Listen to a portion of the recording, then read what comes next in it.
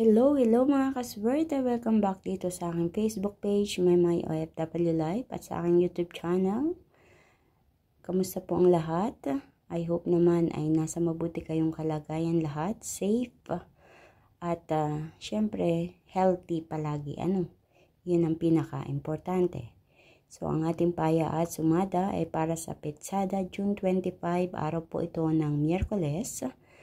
Kung ito ay napanood mo ng Martes pa lang, sige lang. Pwede ka na kumuha ng mga numero dyan na gusto mong tayaan. At naway pagkalooban ka ng kaperahan sa pamamagitan ng mga numerong ito. Ang ating pong paya at sumada ay pwedeng tayaan all nations. O narito ang ating mga rumble numbers. Ito ang mga numerong lumabas ayon sa aking kalkulasyon sa Petsada na sinamahan natin ng paya at sumada.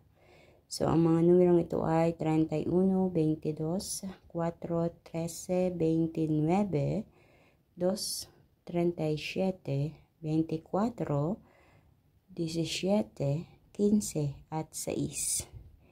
Para naman sa ating butas o repeat na numero, medyo madami-dami ang lumabas na butas o repeat na numero dito.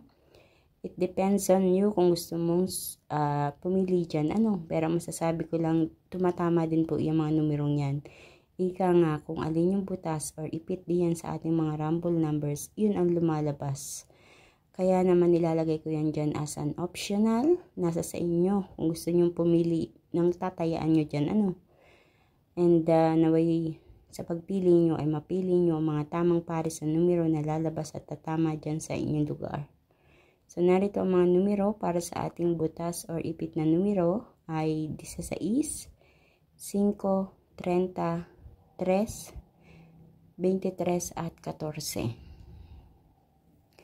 Tutungo naman tayo sa ating lucky pompiang 11, 11, 31, 31. At sa ating lucky tips pares ang 4, 24, 14, 29, 30, 15 at 16, 31. So mga kaswerte, good luck po sa inyong lahat dyan ha. Naway mapili nyo ang tamang pares na numero na lalabas at tatama dyan sa inyong lugar.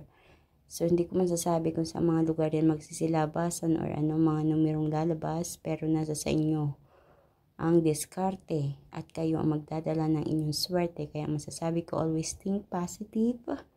Iwasan natin yung negative, lalo na kapag tayo tumataya. Kasi kapag hinahaluan natin ito ng negative thinking or negative mood, alam niyo yung nagagalit kayo, sunod tataya kayo, masalang hindi kayo tatama. So, kailangan natin yung kaisipan natin. Be positive na tatama ka. Ano man ang iyong tayaan ay tatama ka at magkakapera ka. Yun laging isipin natin.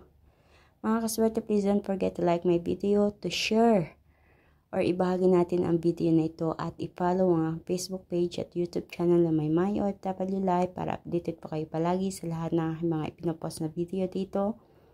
Maraming salamat sa inyong lahat mga kaswerte. Kita-kits po tayo hanggang sa susunod kong paya at sumada. Mag-iingat po ang lahat. God bless everyone. Bye-bye po.